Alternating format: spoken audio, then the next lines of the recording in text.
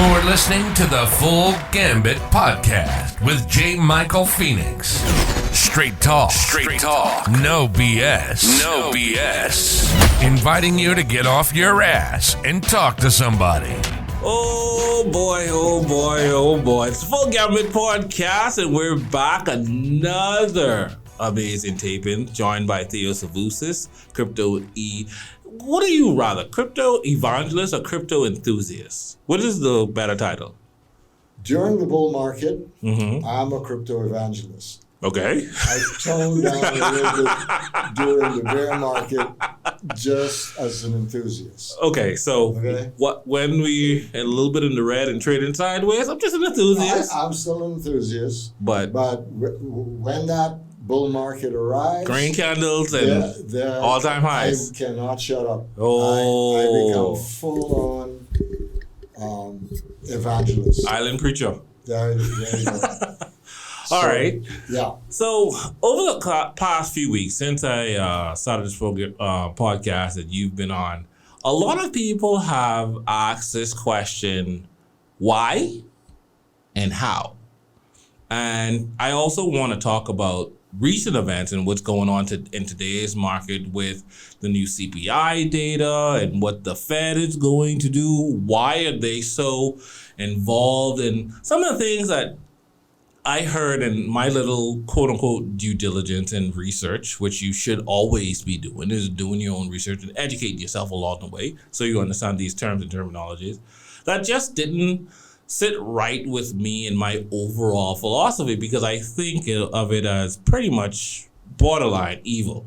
But before we get into that, because I know that's going to be a mouthful, a lot of people have asked me, Jay, why cryptocurrency? Why not stocks? Why not CDs? Why not put your pillow, your money under the mattress, or you join the ASU?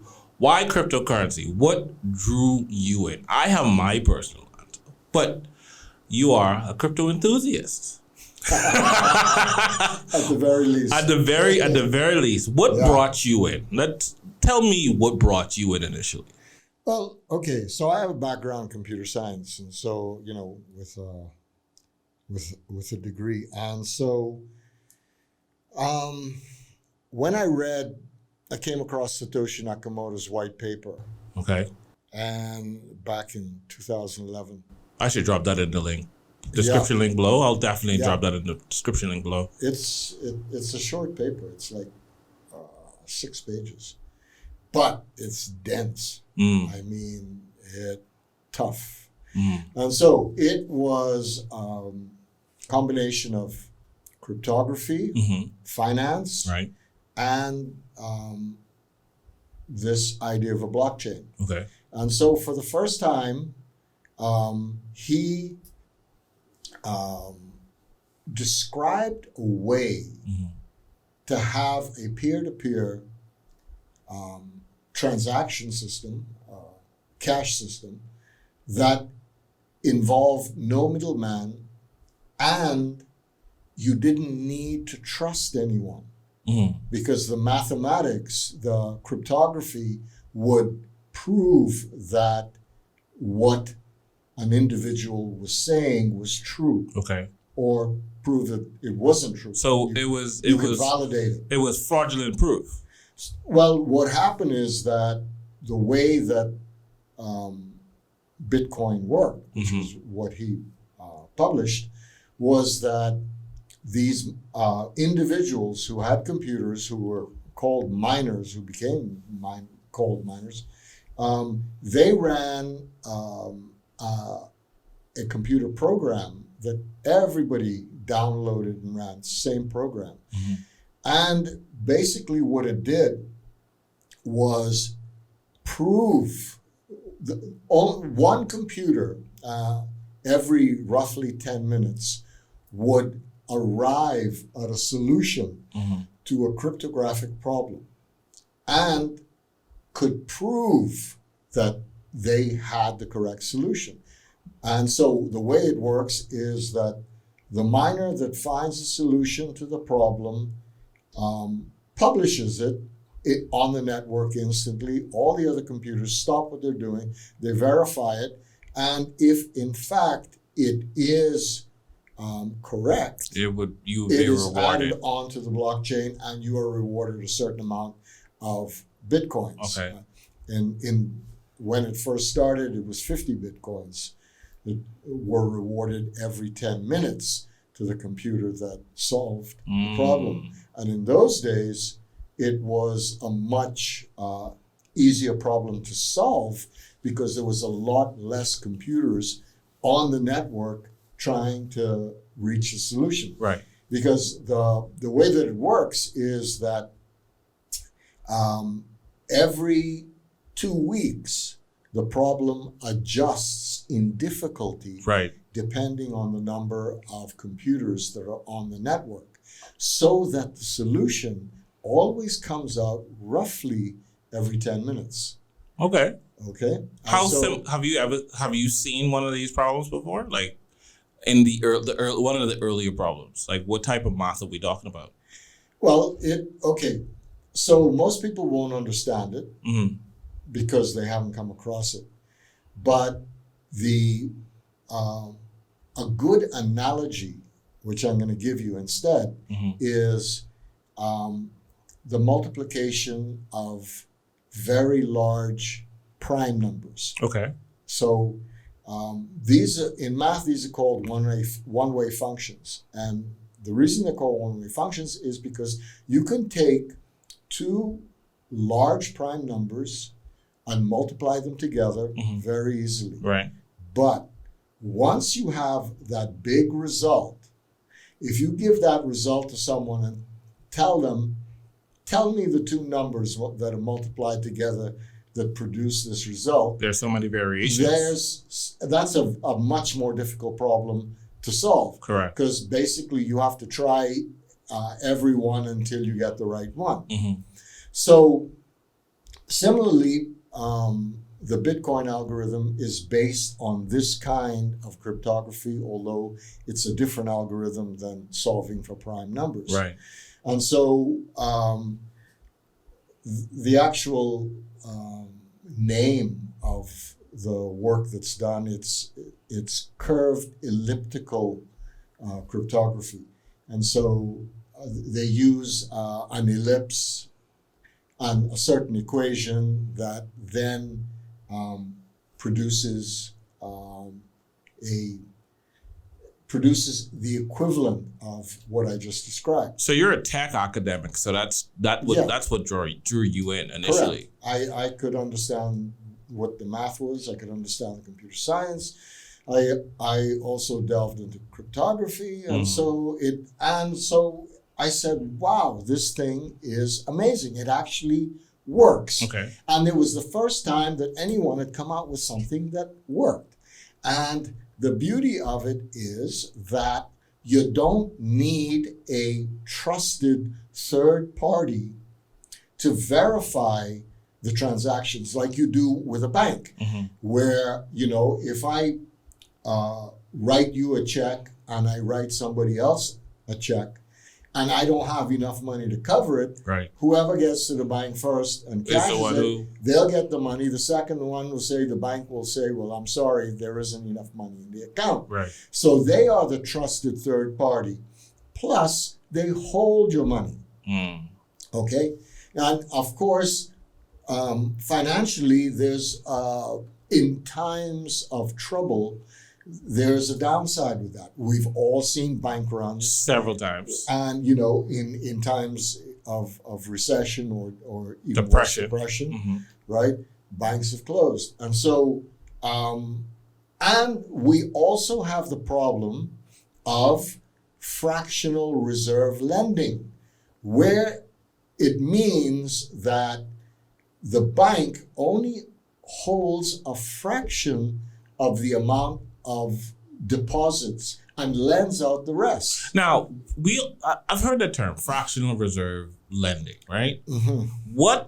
Because fractions are a very, very serious thing. What is the quote unquote common / legal ratio? Because in quote unquote crypto, a good exchange is 1-to-1. But we know that means it's whole. It's one, right? When you talk about a fractional reserve, we're talking about a half, a quarter, a third, 1/6, 1/8. So it went down to 10%, and then finally it went to 0. So you don't have to hold any of the money.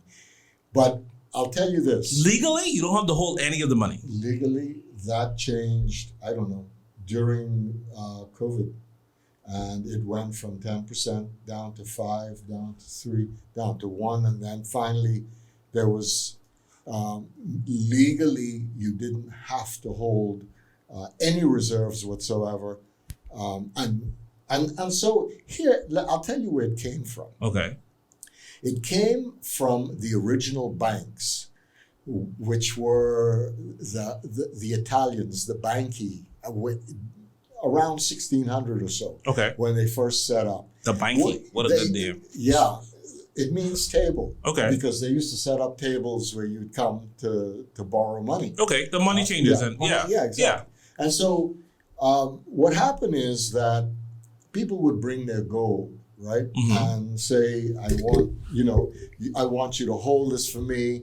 I want to deposit this with you. And they found out, and then others would come and say, I need to borrow gold or whatever. Yeah, I need to finance some voyage or whatever the case may be. Exactly, right? And they'll write you a debt, and this is what you owe. They check you out, and then accordingly they lend you. What they noticed was that the majority of the gold that they had, that they were holding for people, nobody was coming to claim it. No one was coming to say, I want my gold back because I have something to do with it. Or, so they were sitting on this big stockpile, even after, lending and whatever. Right. And they came up with the idea, well, instead of this money sitting here doing nothing, we just let it why out. don't we lend it out? Because ain't no one coming for it. Ain't no one asking for it. Let's make money on this money that we don't own. On other people's money. Wow. That's what fractional reserve lending means, because you lend out, you only hold a fraction of the reserves, and the rest you lend out. And it should be adjusted to where the bank doesn't run out of money if people come, not ever, but if people on average come and say, okay, I want to take my money out now because I have something else I want to do with it. Correct. It doesn't come to the point where, it should not come to the point where you say, well, hold on, I can't do that right now because we don't have no money in the bank.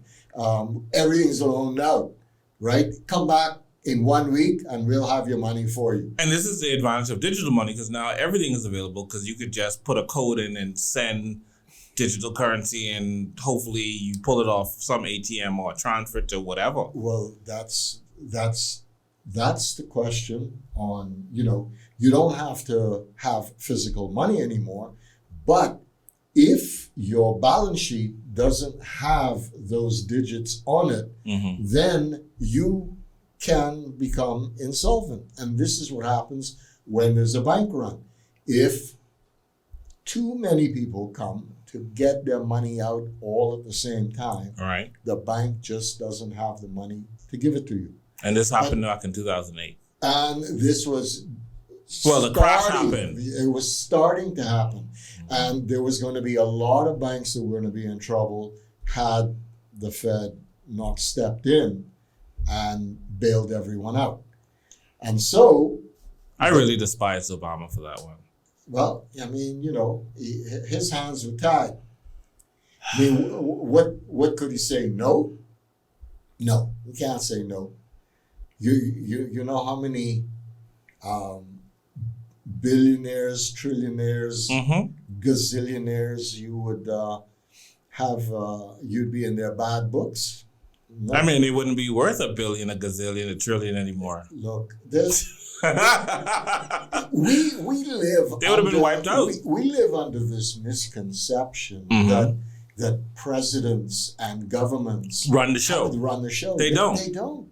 And this is becoming more and more evident, though. I think it's becoming more and more evident as I don't want to give credit to quote unquote woke culture, but I think there's a fringe part of social media and the internet. They are really pushing the envelope. They're pushing back. They're not taking the status quo, and they're taking it on. They're challenging it. And as they continue to challenge it, even if you don't agree with every single thing that they say, there's something there that you could take, you could learn from and apply. True. And I continue to apply, and I appreciate what they're doing. True. So you got into it because you were a tech academic. It looked good on paper and application. It was proof. Right. So what I did is I built a mining rig, a computer, with graphics cards, and started running the Bitcoin algorithm. Started mining Bitcoin, and the computer ran for like a year and a half, and then I shut it down because I calculated that by that time, that the computer network, the Bitcoin network globally had become so large that my contribution in CPU horsepower was so minuscule, and it was irrelevant. That I would never be able to mine another Bitcoin, even if it ran until the end of time. I would never be able to get a whole Bitcoin. The hardware was too slow. Now, all I was doing was wasting electricity, and so I shut it down because the return was too minuscule. I mean, my rig in 2011 and 12 had a 2 giga hashes per second. A hash is once through the algorithm. Okay. It did almost 2 giga, which is billion, right? 2 billion loops through the algorithm per second. That's what my rig could do. Now, a standard rig you could buy for the same price as what I did, right, is 28 trillion. Yeah. What? Yeah. It's advanced that fast? That's where it is. That's the mining rig now that you can buy. $2,500, 28 trillion. How much would something like that be worth right now? $2,500. $2,500. Okay. What would it produce on average today? Do you think? Is it a decent investment today? It all depends on what you pay for your electricity. Say you're on solar, off the grid. All right. So then, did someone give you those solar panels for free? No, you invested in it. Okay. So it's a big investment for you. You are maybe have 10 years left on your mortgage. You decided to outfit because you didn't want to deal with a blackout from the hurricane anymore, and you've paid BPL or Grand Bahama Power $15 a month. So you're energy sufficient and decided to pay for itself, and you want to get into Bitcoin. Would $2,500 on a machine be a decent investment? Okay, so a machine of that power would produce like 0.1 Bitcoin a year. One machine? 0.1 Bitcoin. A year. So 0.1. So roughly, let's say by $1,800 in today's value of Bitcoin. That's not bad. In 1 year. That's not too bad, based on where the price is now. Based on where the price is now. So clearly, the higher the price is, the more profitable this venture is. Right. But mind you, you've got the heat problem you got to deal with. Man, your batteries and the AC part of the you push, might put the machine right now. Where? Where you keep your batteries? Because you have AC on your batteries anyway. You have it off the floor. Why not? Now your electricity bill for that is much higher, or the number of panels you need to run that is much higher. You know, there's no free lunch. That electricity has to come from somewhere. It does. Right? Right. So it might be that you could amortize that in a different way, but the point is it ain't free. Your mining rig is consuming a good bit of it, because you know these rigs consume about 1,500 watts 24/7. 1,500 watts 24/7. Right. That's one of them. That's one. Wow. And you know, typically you have hundreds of these if you run in a farm, if you run a mining farm. And then, I mean, what is logical and what is looking like a good idea is to use these for heating. Figure out, you know, in cold areas, because really this is where you should set these up anyway. Right. Number one, you want them close to cheap electricity, and you want them close because you don't want the further the electricity travels from the source, the more expensive it gets, because you lose electricity in the wires as you go. So if you can set up right next to a hydroelectric plant in Quebec, Canada, or someplace like that, where it's freezing cold in the winter, right? You're at least 4 or 5 months out of the year. Yeah. Right. So, you know, in a situation like that, you're doing great, because you have no problem dumping all that heat. The electricity is like 4 or 5 cents, or you know, per kilowatt hour, and so that's where mining farms tend to go and set up, and so, or wherever there's renewable energy, where like, you know, with large initiatives like in Texas and the windmills and so forth, and stuff. Wherever there's renewables, what happens is that with Bitcoin mining, it takes any unused power that these renewable sites can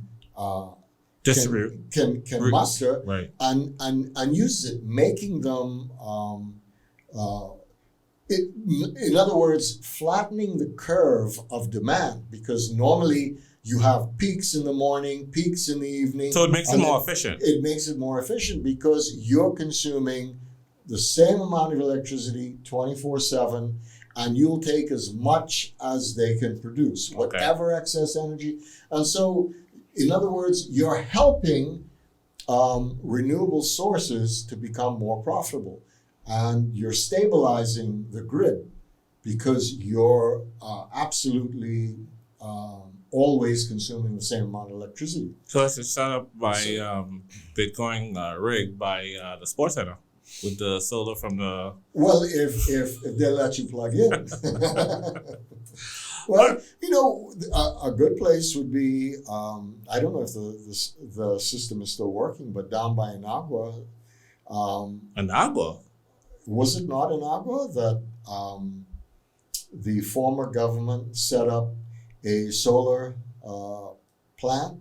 I thought that was Ragged Island. Maybe it was Ragged Island. Yeah, because they got wiped out after the hurricane. Okay, so I think it's Ragged Island. But it's down south. Right. So I spoke to the engineer who put it together, a guy from Germany or someplace. Anyway,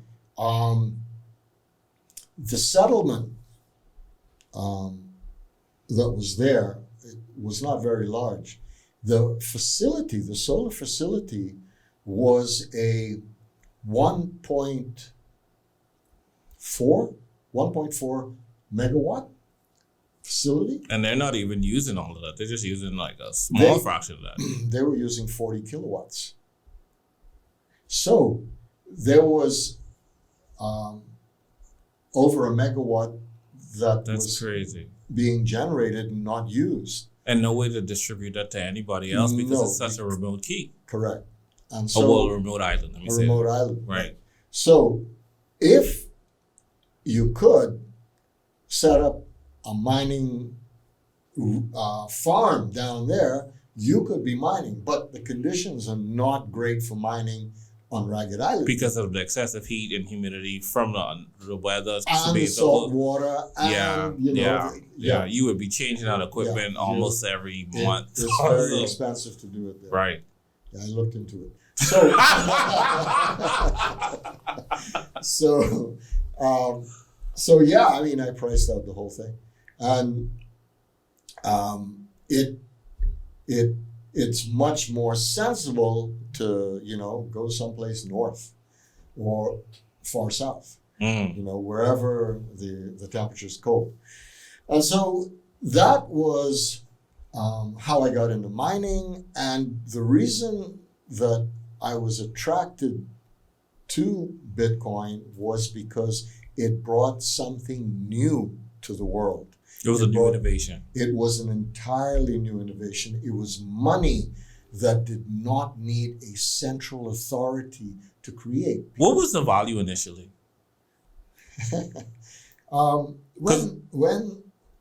When Satoshi Nakamoto first wrote the Bitcoin algorithm and started running it, it was worth nothing. Bitcoin, so it was like literally 0.000000001 or whatever. No one. What is something worth? Whatever someone's willing to pay you for it. That is true. So at the time, it was worth zero. I saw this story, and I always see this story, and I'll get to something later in the podcast about it. This guy needed some pizza. Yeah. Right? 2010.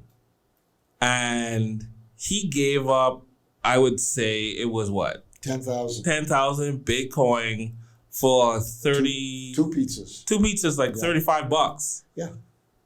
That's insane. That's what it was worth then. He wanted to be the first guy to have an exchange. To actually purchase something with Bitcoin. And he had a ton of Bitcoin because it was so easy to mine in those days. Wow. Right? And so he had I know he would be kicking himself in the face. Well, he was interviewed. I saw the interview. I think it was Anderson Cooper. I can't remember who it was who interviewed him, but he said, yeah, in retrospect, he should have probably not done that. But like 500, maybe 1,000, 10. Where did you get that opportunity? Like 10,000? But that's all it was worth then. It was joke money. It was play money. And, when I got involved, it was $2. That's not joke money. No, that's not joke money. But before that, it was joke money. So now people think they're so skeptical because of, and I call it crypto sabotage because I don't think it's just Bitcoin. I just think the whole idea, I think everybody is against it, or like you said, the financial sector is going to fight the idea of crypto and Bitcoin. Like their life depended on it. And you see it every single day. You see the SEC, they're going to investigate this particular coin and their stable coin and blah, blah, blah. And it goes on and goes on. People are even calling FTX and Sam Bankman-Fried a plant that was initiated to destroy and bring it down. And now you see with everybody saying that crypto is dead, you see the rallies, even when nothing's really going on outside of a little CPI report and the Fed saying we may give you another 50 basis points, and the market doesn't care about it anymore. And it's going on. So what would you say to someone that is looking at it and asking the question, is this still something, not financial advice, viable that I should dabble in, research, get into? So in 2023. The important thing, of course, is to do your own research. Yes. But once the deeper you go into Bitcoin, and look, it's not an easy topic. No. You know, if you spend 10 hours, you've only scratched the surface. You spend 100 hours, you're dangerous. You spend 1,000 hours, you're starting to understand it. You spend 10,000 hours, you may have mastered it. That is how complex this whole topic is about Bitcoin and blockchain and all of the nuances from the algorithms to everything. So the point is this: what it brings to the table is unprecedented. This is the first time that we can create money that is not issued by a central authority. A corrupt central authority led by that. It could be, I mean, eventually they all become that way, but... Yeah, I mean, you still have some right. good ones, quote unquote, out there. But I don't know which one I go. But I tell them I had to say they're a good one. I think our central bank is pretty good. They tend to, look after each other. But the thing is that you have in the past, if anyone ever tried to issue their own money, the emperor, the king, whoever, would soon have his soldiers come knock on your door and carry you away. Right. Because whoever gets to issue the money gets to decide what monetary policy is. And so they are the ones who ultimately will benefit from it. Right. And so there is no room in the kingdom for any Tom, Dick, and Harry to come up with their own coins and try to convince people that their money is better than the king's. And so that was never tolerated. And so basically whoever tried ended up in jail or executed, whichever, depending on the time. So the first time that this was even possible was with Bitcoin. Because digital was unregulated, it was unprecedented, it was like, couldn't do anything with it. You didn't need a central authority to keep the books. You have a blockchain, and everybody who is involved in the network has a copy of the blockchain. Everybody knows every transaction. It's totally transparent. And because you cannot fraudulently produce a Bitcoin, because it's too difficult, right? You would have to be able, the way that you would be able, theoretically, to produce fraudulent Bitcoin would be it's a consensus mechanism, which means that the miners take a look at the puzzle that was just solved, the cryptographic puzzle that was just solved in the last 10 minutes. Right. As soon as someone has solved it and has announced that they've solved it, they all look at it and they vote whether that it's correct or not correct and add it to the block.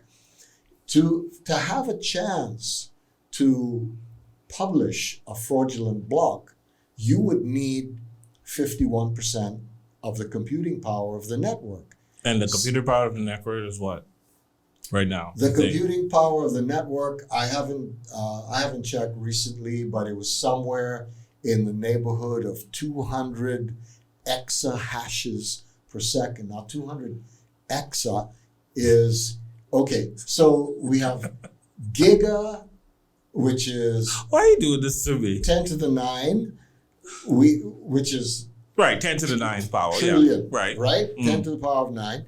Then we have... no, I lie. Giga is 10 to the 6, a million. Tera is 10 to the 9. Okay, a trillion. Okay. Then we have penta, which is 10 to the 12. And then we have... I'm not really good at Yeah, anyway, we end up with exa, which is 10 to the 18. Okay. And so the computing power of this network is larger than any other network that exists in the world. On average, that's speculation. How many computers are we talking about that you would have to get 51%? Like 2 million? Like it doesn't work like that. It does work like that. I mean, you need 51% of the computing power to have a 51% chance of publishing a fraudulent block. It's not guaranteed that you will. Oh, okay. The higher your computing power is in relation to the rest of the network, the higher your chance that you will reach a solution first that is fraudulent, and you can publish it and then agree that it. Do you know of any instances where someone was able to pull off a fraudulent block to that tune? Not on Bitcoin, because the network is too big. But certainly in other cryptocurrencies, it happens all the time. Okay. They get attacked. Ethereum Classic was attacked with a 51%. Bitcoin Cash was attacked with a 51% attack.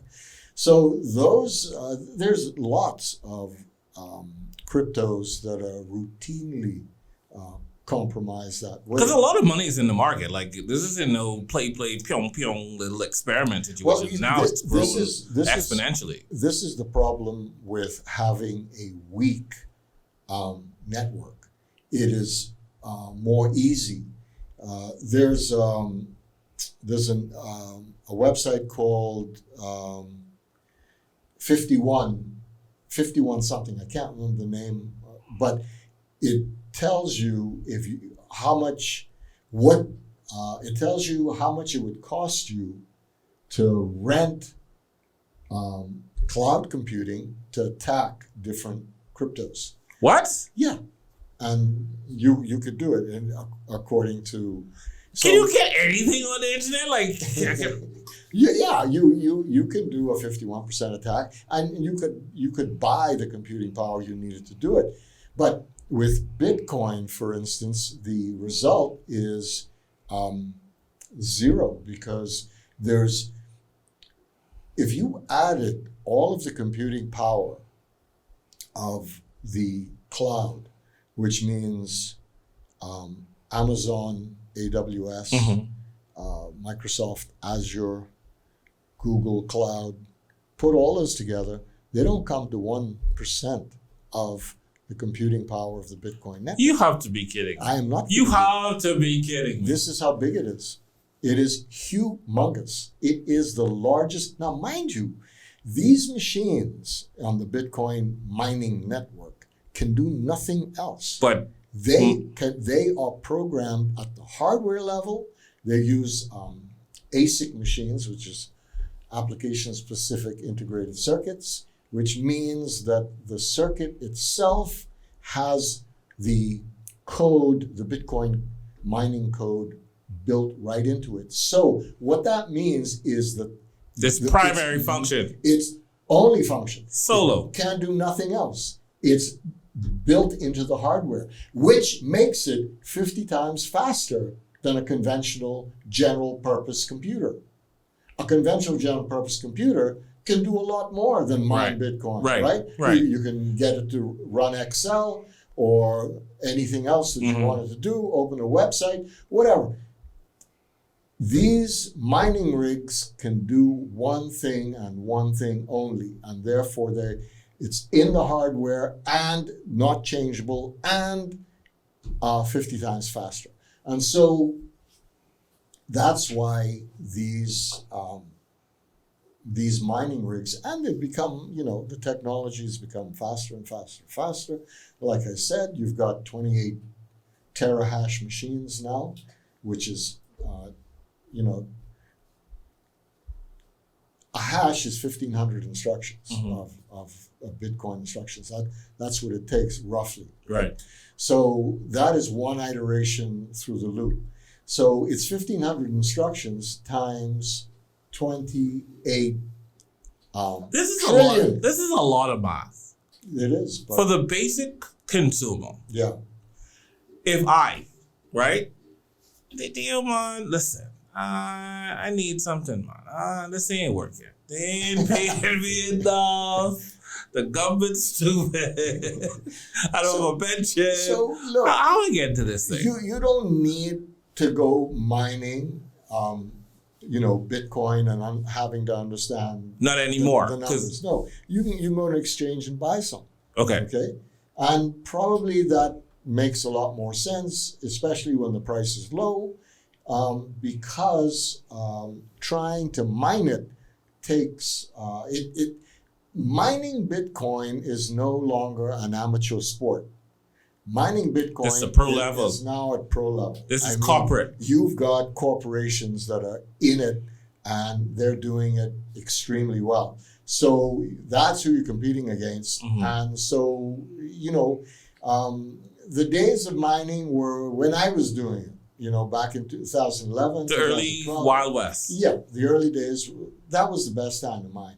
Now, unless you know what you're doing, go and buy some Bitcoin from some exchange, okay? And then the reason to finish off why Bitcoin is valuable is because of what I was saying, that there's no easy way to stop it. You cannot do a 51% attack on it, to shut it down. Right. Or, all you have to do is be successful with a 51% attack, and you would completely collapse the Bitcoin price, because then people would no longer trust the network. They take their money out, and so the whole thing comes down. So that's all you need to do. So that's why a lot of them, you'll see, when you hear about crypto attacks, it's not that, certain networks get attacked, but it's not the Bitcoin network that's getting attacked. It's a particular exchange that probably has some sort of weakness or backdoor in their code, and they can steal someone's Bitcoin. This is what happened with the very first really big Bitcoin exchange, which was Mt. Gox in 2014. Very few people know about this because it's old. But that was the first really major exchange that got hacked. They stole 800,000 Bitcoin from that exchange. Yeah. And so, yeah. I don't even want to calculate that number in today's currency. I don't even want to calculate that number. And Mt. Gox just made headlines again, I would say last August sometime, when it was said that they would start to process whatever payouts were left because of Bitcoin to whoever owned it then, because some people that were holding probably sold off their rights for pennies on the dollar to some corporation. They just delayed that again. Right? So yeah, I know, because you're one of those recipients waiting. The Bitcoin that I mined, I had on Mt. Gox. Man, why you hurt? Every time you tell me this story, you hurt my heart just a little bit, man. And so I lost my Bitcoin. But you never sold the rights to your... No, I held on. You held on to it. I held on. And they're saying they're going to pay 20 cents on the dollar. So 20 cents on the dollar. 20 cents on the dollar of the previous value? They found 200,000 Bitcoins. They were able, the trustees that were given that took over the bankruptcy in Japan, because this exchange is in Japan, they were able to find 200,000 Bitcoin. And so they're using those to pay off. So 800,000 lost, 200,000 found, 1 million in total. They're going to pay everyone 1 million users lost 800,000 Bitcoin. Right. So we're going up. Everybody gets 20 cents on the dollar, which is 20 divided by, or 200,000 divided by a million. That's pain. So that's all they had. That's all they could pay. But that was 2014. Right. Now it's 2023. Some change. And we're still waiting. Everyone's still waiting. Hold on. They said this back in 2014? Yeah. 2014 is when it went insolvent. Right. And then they found Bitcoin, 200,000 Bitcoin 6 months later, which was like July 2014. And then they said they were going to pay everyone with those, split the remaining Bitcoin between everyone. I hope you FTX people are listening, because this is probably what's going to happen to you. Right, but FTX found. Well, we have 3.5 billion worth of assets, right, and I think they just found like another 1.5 or 2 yeah, billion. like that, right? So altogether, they might have. I mean, look, what was it? 8.5 billion. It's amazing how this is just popping up with life in prison and people pleading guilty. I mean, like just popping up. Well, we know we were secure at 3.5, so I don't know. Yeah. So FTX is in a much better position than Mt. Gox was, because they only found 20 cents on the dollar. FTX looks like they're going to be able to get back 60, 65 cents on the dollar. I mean, but the 65 cents on the dollar, they still have to account for investor funds, don't they? And whatever liabilities they may have. That includes the investor funds, but I don't know if they have preferential treatment. It depends on who. It depends on the contracts they have with FTX. Okay. They have preferential treatment. There were, like with Mt. Gox, there were a number of corporations that did have preferential treatment, and they sued, and in fact did get 100% before they even started split, because it was a question of loans. There were loans to Mt. Gox that had to be honored before, made whole before you could distribute anything else to shareholders, or rather to customers who had their money in. Because I remember when the Mt. Gox thing made headlines again in August of last year, the fear was the already vulnerable market would take a hit again, because now you would have all of this Bitcoin being dumped with this new value. Because I think at that point, the value at that time was about maybe 20-something thousand compared to what it was back at the hack in 2014. The argument was that 200,000 Bitcoins would be transferred to all the people who had accounts, right? And so the speculation was that the majority of those would immediately sell their Bitcoin, right? Because they've lost. It's just been too long. They need the money. It's appreciated enough in comparison to what the value was then. I mean, look, put it this way. At the time, at the time of bankruptcy, the value was $485. No, it wasn't. Yeah, it was $485. And so, even at 20%, right? You almost getting the full value of what you would have held. Well, say you had one Bitcoin, right? Yeah. So now you're going to get 20%. Or say you had 5 Bitcoin, because now you're going to get just 1 Bitcoin. 5 Bitcoin at $485 is roughly like $2,500. $2,500, right? Okay. So you get one. Now you get 1 Bitcoin. $18,000. Yeah. So okay. Yeah. I guess. Yeah. You ain't losing. Even I have run my coin. like I can need that right now, especially with the market looking where it's supposed to look. You ain't losing. Don't stand up with me. Yeah. So anyway, wow, that's crazy. That's the Mt. Gox story. But in the intrinsic value of Bitcoin is that it's unstoppable. It's 24/7. It resistant to censorship. No one can tell you can't send, Bitcoin to your friend halfway around the world. It has a lot of advantages over traditional fiat currency. Can Bitcoin be corrupted? Can a middleman, can a Vanguard, can a BlackRock come in and find some way to corrupt this supreme innovation? Yeah, there are a number of approaches that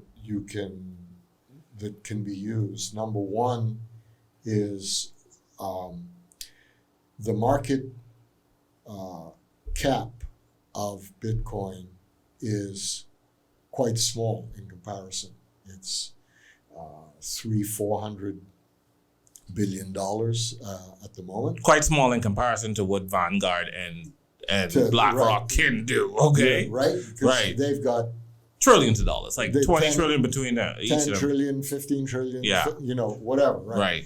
So there's that. So what has been done and what can continue to be done is to have ETFs that are not based on spot price.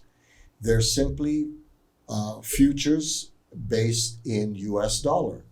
Bitcoin ETFs, but in US dollars. It means you don't have to actually buy any Bitcoin to bet against it. And so what happens is that you can have a tremendous amount of money lined up to short a Bitcoin, the Bitcoin price at the time, and put a tremendous amount of pressure, tremendous amount of selling pressure on it if you don't have spot ETFs, where you actually have whoever is providing the spot ETF has to hold Bitcoin, which means that they would actually have to purchase Bitcoin, which means that they would drive the price of Bitcoin up as they purchase. So that's one gimmick, which is simply to have U.S. paper be Bitcoin rather than real Bitcoin, and use ETFs that way. That's one thing you can do. The other thing you can do is if it ever gets to the point where Bitcoin becomes widely adopted, and because people are saying we're at 4%. Well, it depends on where you're talking about. If you're looking at the United States, we're like 10%. But if you're looking at the whole world, we're like 1%. 1-2%. Yeah. Yes, yeah. So,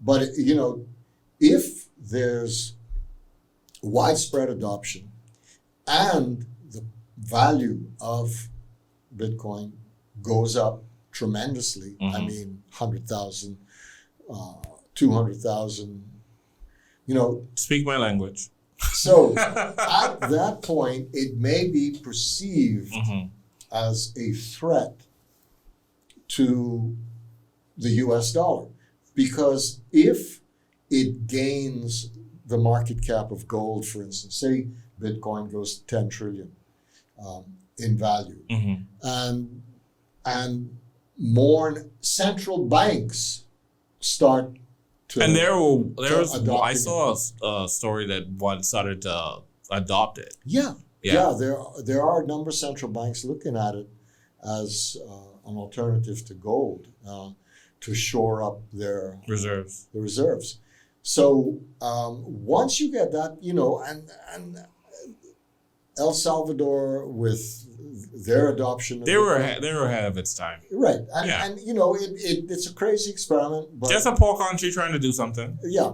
So if it turns out that Bitcoin becomes too successful, it's possible, especially if it's looking more and more like a threat to the dollar, or rather a threat to the dollar's dominance as the world reserve currency, Right. then it can just be banned, and so the government says that's it, no more Bitcoin, and so now it's driven underground. And where it will gain exponential value.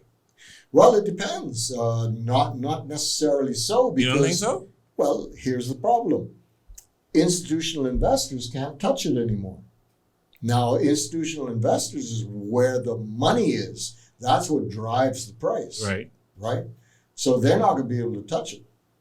And so that's a problem. But a signal from any legitimate central authority in the West that they ban it straight out. Yeah. I don't think that helps. I think it helps Bitcoin more than it hurts it, honestly. Long term, you think you're right. But, there's going to be... because the exchanges still would exist. The people who got in early still would have their currencies. They still would be able to break it up into whatever stable company. It's just... Well, U.S. exchanges wouldn't, or rather exchanges wouldn't be able to have U.S. customers anymore with Bitcoin. It would have to be largely a case of you having to hold on to your own Bitcoin, which a lot of people don't do. Which a lot of people don't do. I mean, it's not an easy thing to do. It's complicated. It's like what I was saying. How is it complicated with the ledgers and the hot wallets? Because you have got to be vigilant. You have got to watch out for opening malware on your phone. Say you had a wallet that... I see. Okay? I see. And so a lot of people, they go to sites they shouldn't go to that are dodgy. You could say adult. You could say porn. Yeah. Yeah. And there's, a lot of people who open up an email. Right. That no attachment and they shouldn't have opened it. Up, right. And this is where you get a lot of these corporations that are held ransom with malware, where all of their data gets encrypted by someone opening this attachment, and it's a virus that encrypts the entire database. So now you have to pay 1 Bitcoin to for yourself to ransom. To get your data back. That's insane. Yeah, I mean, because I've been on the radio a lot from years ago, people knew that I knew about Bitcoin and was involved. I've had in the Bahamas 2 companies come to me and ask me they paid me and I paid the ransom. In one case, Bitcoin was $6,000 at the time, and in the other case, it was $11,000. Hold on. They came to you. Yeah. They paid you to be the broker to pay the ransom? They don't know anything about, So someone said, okay, hey, whatever, blah, blah, limited. I have all of your data. I will not release this unless you pay me 1 Bitcoin. With the Bitcoin address right on the screen. And they say, you know what? I have nobody that I know, but I remember this guy. He was on Guardian Radio. I heard him on the radio. Yeah. Can you find him? I need you to deal with this for me. And I got a call. And so they, Wow. they said, They sent me an email with a screenshot, and I said, "Yeah, okay, I can handle that. I can handle that. I'll pay it for you." And then they paid me for the Bitcoin, and that was it. So that's what they were doing, or I mean, they're still doing that. People open malware without knowing, and it gets them into trouble. So with having a wallet in your phone, the danger is that you're going to lose your crypto because you're not careful enough. You just open it any random thing. You're on and TikTok. Then the second thing stuff. is you lose your phone. Yeah, Okay? but you have your seed phrases, right? Seed phrases? What that? I mean, okay, so you know, when you start talking like that, people's eyes glaze over. Most people are not that technically proficient. They want it stupid simple. That's why they trust exchanges where they don't hold the tokens. And they trust someone else to do it for them. That may be a better solution for them because they are not at the level. Because look, this is early days in crypto. It's still difficult to participate in crypto. Just the same way that it was difficult to use computers when DOS first came out. True. Right? You had to sit there typing in all these prompts and stuff. It was not an easy thing. And never mind the beginning of the internet. That was like, yeah. What is .com? What do you mean I have to at whatever? What is that? Exactly. So wallets are great to keep your Bitcoin, and it is advisable that you have your own, you take custody of your own Bitcoin, but you have got to be prepared to do that because now you're responsible for your own money. You are your own bank. You have to take the precautions that a bank takes to make sure the funds are safe. I really never looked at it when you took custody of your crypto in your personal hot wallet or ledger. You are acting like a bank. You are. I never really thought of it like that. Absolutely. You are a bank. Okay. And you have to behave accordingly. You have to protect your funds. And so it's advisable that, you know, if you're really going to be serious, that you have a phone just for your wallet where you don't have no data, no nothing. No, use another phone for that, right? And that one just sits there and holds your crypto. And even better So yet, I really have to have two phones like Kevin Gates. Look, even though you have you protect yourself with having your wallet on your phone, that is much more vulnerable than having what is called a cold wallet, cold storage, where you store your crypto in a separate device. A ledger. Like a ledger or a Trezor. That these are just names of different devices. But basically, these things are offline all the time. And they are almost impossible to hack.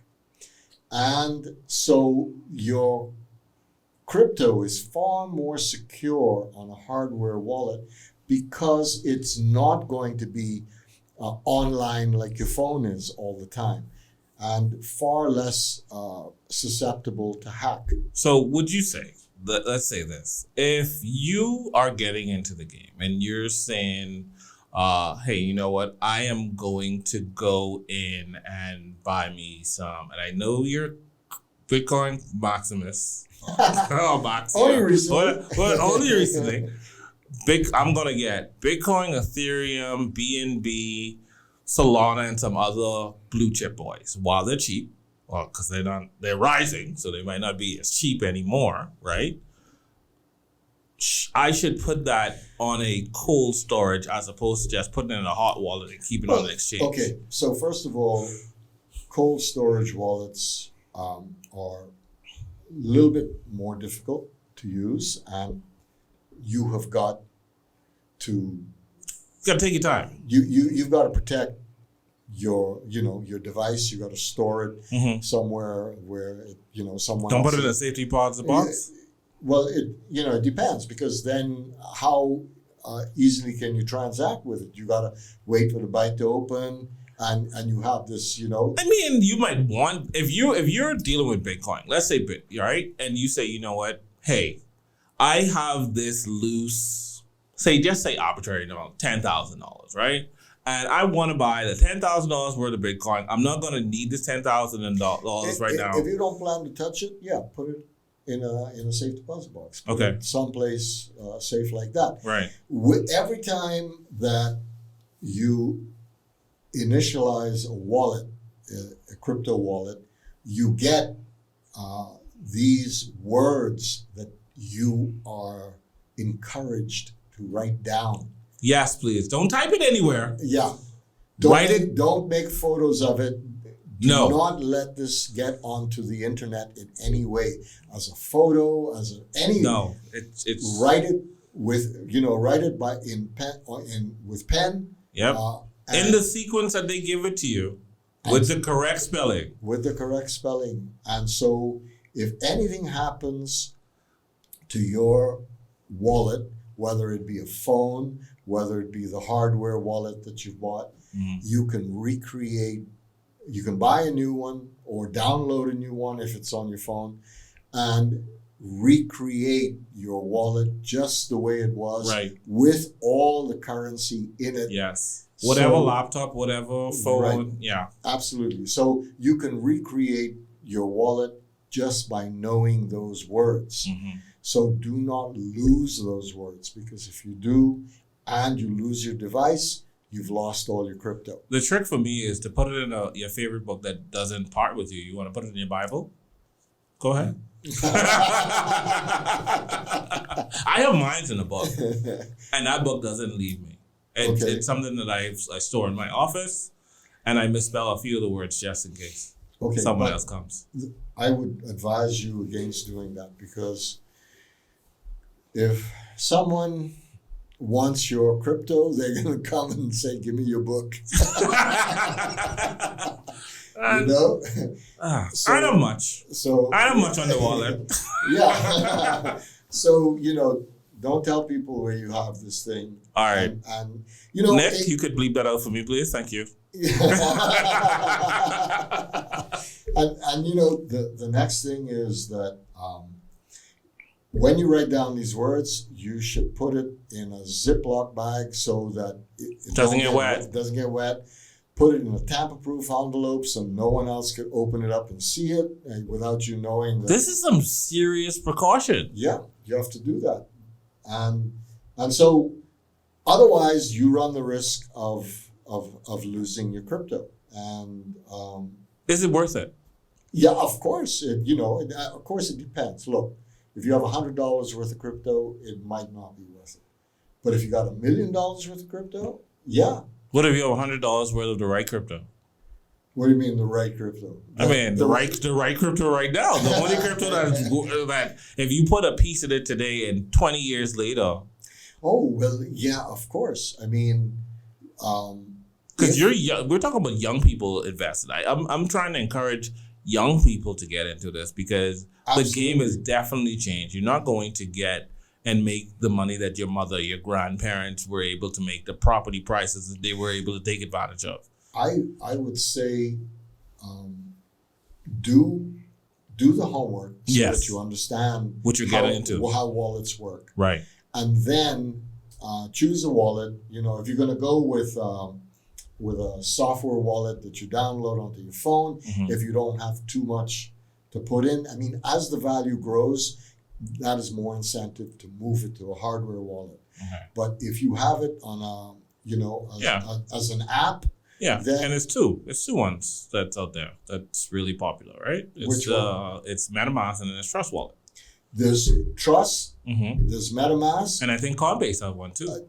Coinbase has a good one, and Exodus has a great one. Exodus, I've never heard of Exodus. So it's MetaMask, Exodus, Coinbase, and Trust Wallet. Trust is great. Yeah, I hear good. I hear good things about Trust Wallet. Yeah. I have. Yeah. Never been hacked. Open source. Okay. It's really good stuff. And if you are on an exchange, I know there are 2 exchanges that has their own DeFi wallet, which gives you the keys. So you could always move your crypto from the exchange itself to the DeFi. You have custody of your keys. And I know that's crypto.com. And I think it's Binance as well. Man, Trust and Binance formed an alliance. Okay. Right? Yeah. So you can do it with Trust. Mm-hmm. You can also do it with Exodus. With Exodus. Yeah. Okay. I don't think you can do it with Coinbase. That's some really good stuff. Yeah. That's some really good stuff. And take it from there. Do your own research. Figure out which wallet works for you. I'm not going to knock any exchanges. However, when you invest and you see what's happening, you see what happened with FTX, try and secure your own stuff. There's a risk, of course. Yeah. You know, if it's not a lot and,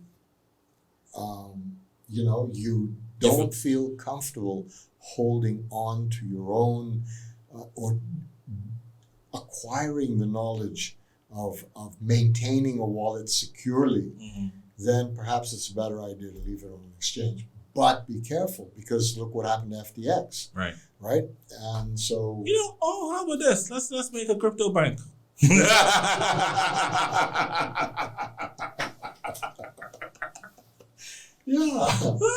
I can hold it for you. Yeah. Yeah, I don't want that job. No, I don't want that type of headache. I don't want that level of stress. But I think people need to get into it. I think it's still a viable option. I think any decent investment, I think crypto is one. I think people they're into traditional stocks. Like it is what it is, and real estate. So try to invest. Don't just sit there. The dollar, if you see the news these days, ain't worth much.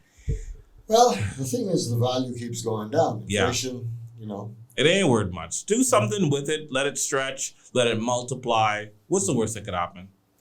Well, yeah. I mean, and one final thing as far as technology goes that really hit me was that if you happen to be like in the Ukraine, right? And you're trying to get away from there, a war-torn region, you know, with your family, but, you know, there are checkpoints and they will take anything away from you, any money that you have, because of, for whatever reason, they can't be trusted, the soldiers, whatever. You can have all your crypto in your wallet, and you can memorize those words. Yeah, you could. And you could destroy the wallet, cross the border with just the shirt on your back. Yeah. Nothing in your pocket. Right. And Get just to start where over. you're going, recreate your wallet with those words, and you have all your money right there with you wherever you are. Try not to memorize it. Just put it on an inconspicuous piece of paper. Because you miss one of those 12 or 15 or 18 and you're done. Put it this way. Right. I saw on a clip where a traffic stop in the U.S. and they asked the guy to get out of his car, and they pulled out some papers that were right on the glove, and the body cam was there recording his seed keys. No! Because he had them in this book. No! Yeah. And that was it. Oh my, no. Before the arrest was over, his crypto was gone. What? Yeah. Yeah. How do you know which wallet to go to? That doesn't matter. Well, I mean, that's scary. yeah, actually, you have a point. I don't know. I don't know how you can tell with what seed keys are associated with Well, what which wallet? That's crazy. Yeah, But he lost it.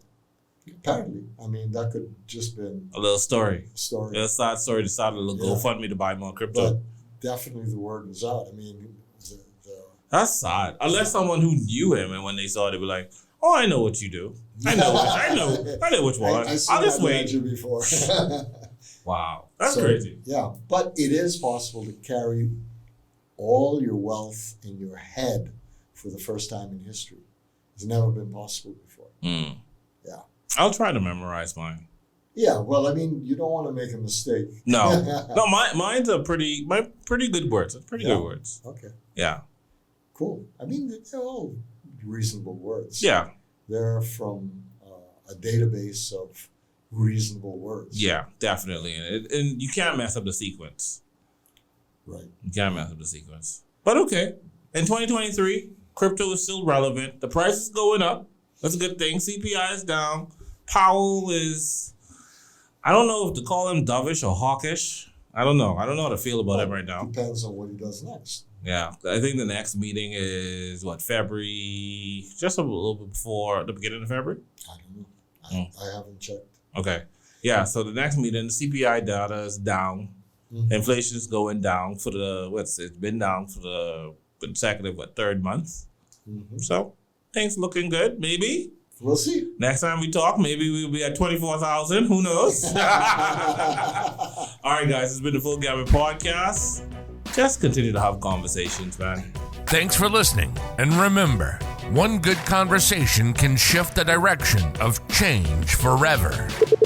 Like, subscribe, and leave a review.